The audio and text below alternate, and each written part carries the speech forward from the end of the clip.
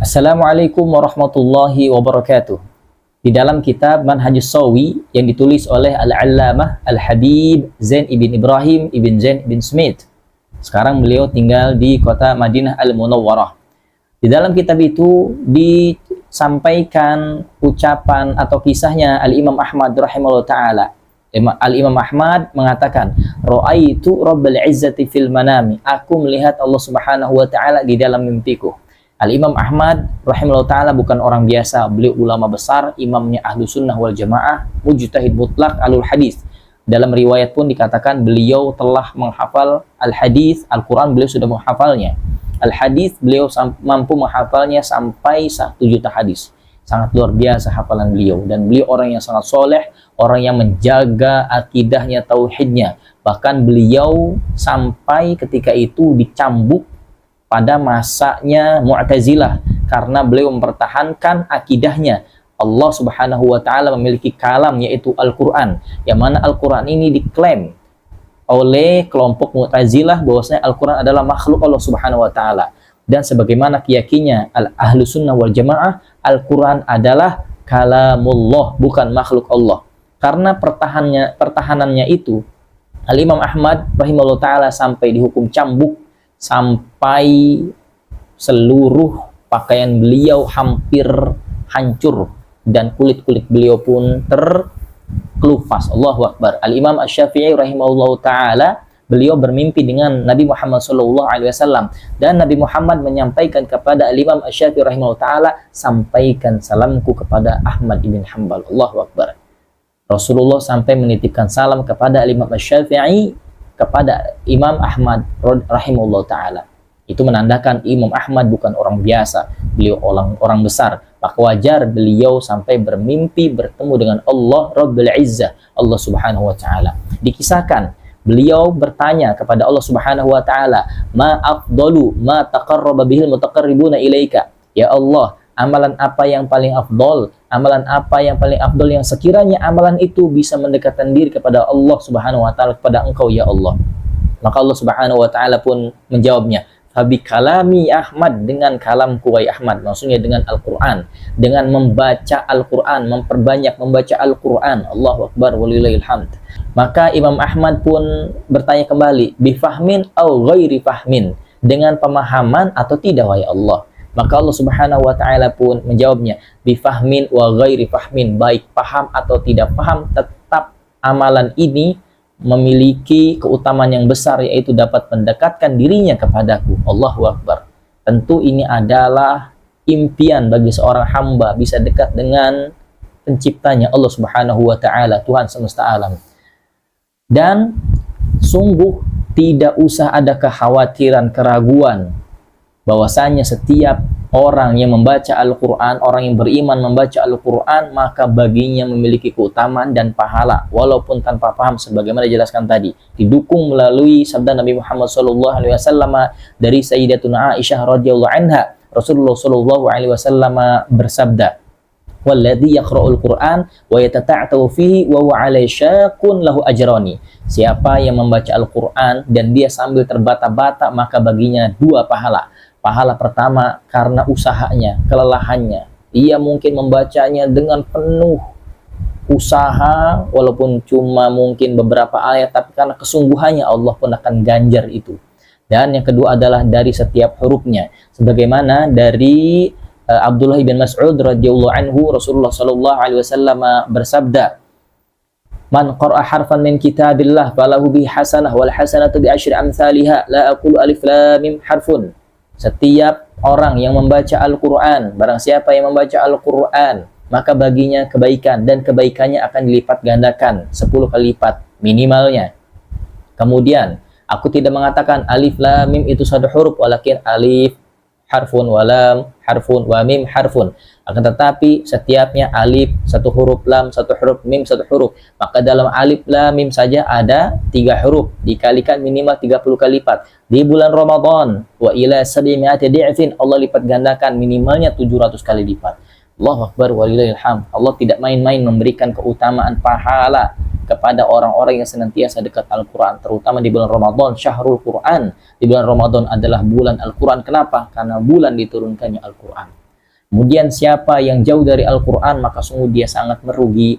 Kenapa? Karena sebagaimana Allah Subhanahu wa taala berfirman, "Wa man a'rada an dzikri fa inna lahu ma'isyatan dongka." Barang siapa yang berpaling dariku, dari Al-Qur'an, dari peringatanku, dia tidak mau dekat-dekatan Al-Qur'an, karena Al-Qur'an adalah sumber hidayah, sumber cahaya.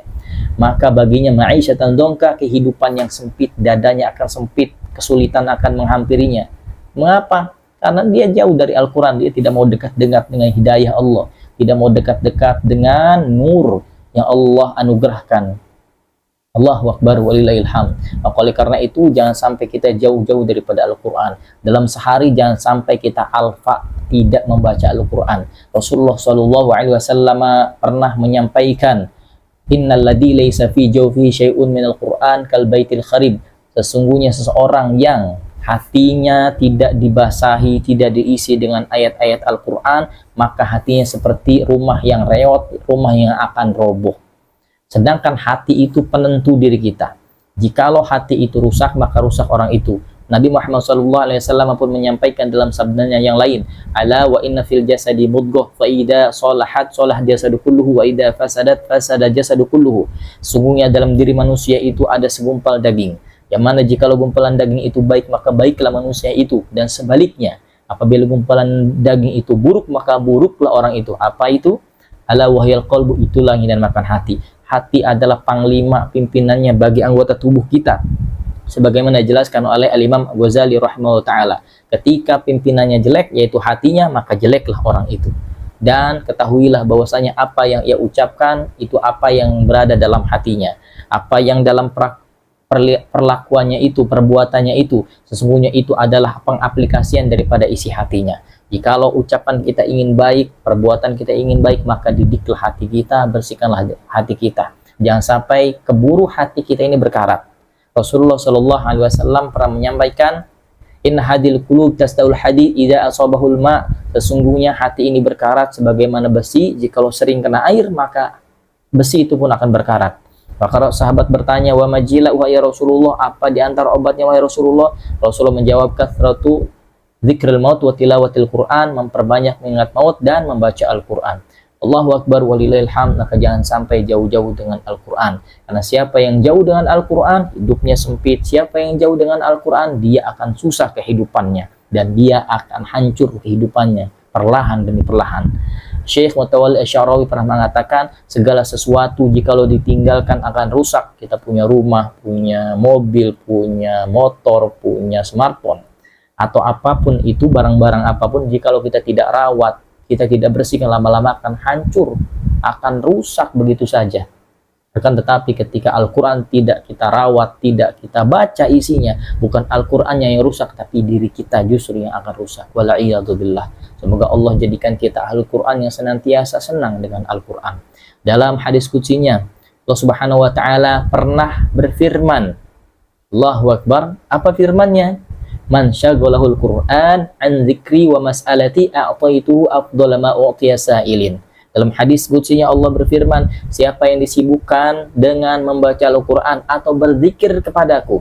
Sedangkan kata Imam Ghazali rahimahullah ta'ala dalam kitabnya At-Tibyan fi Adabi Hamalatil Quran, seafdol-afdolnya zikir, seutama-utama zikir yaitu tilawatul Al-Quran, membaca Al-Quranul Karim.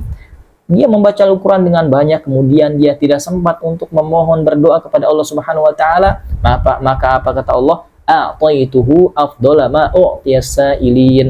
Aku akan berikan sesuatu yang lebih berharga, lebih bagus, lebih indah, lebih afdol, lebih terbaik daripada apa yang ia minta. Allahu Akbar walillahil hamd. Selanjutan hadisnya adalah wa fadlu kalamillah an sa'iril kalam kafadlillah ala khalqihi. Dan perbedaan keutamaan Al-Quran dan kalam-kalam yang lainnya, seperti keutamaanku dengan hamba-hambaku, makhluk-makhlukku, tentu tidak ada bandingannya. Kalamullah itu lebih dari kalam-kalam yang lainnya. Oleh karena itu, siapa yang hidupnya ingin tertata, siapa yang hatinya ingin bagus, siapa yang perilakunya ingin baik, adabnya ingin baik, akhlaknya ingin baik, maka bacalah Al-Quran. Kenapa? Karena Al-Quran adalah sumber hidayah, Al-Quran adalah sumbernya cahaya Allah Subhanahu wa ta'ala. Dan terakhir, Siapa yang mendengarkan ayat suci Al-Quran, manis sama'il ayat min kitabillah, kutiba lahu hasanah mudha'afah, maka baginya akan mendapat pahala kebaikan yang berlipat ganda. Wa man talaha kanat lahu nuran yaumal qiyamah. Barang siapa yang membacanya, maka baginya cahaya Allah Subhanahu wa taala kelak di hari kiamat. Allahu akbar walillahil hamd. Hadis Nabi Muhammad sallallahu alaihi wasallam, riwayat Imam Ahmad rahimahullahu taala. Subhanakallah bihamdika asyhadu an la ilaha illa anta astaghfiruka wa atubu ilaik. Assalamualaikum warahmatullahi wabarakatuh.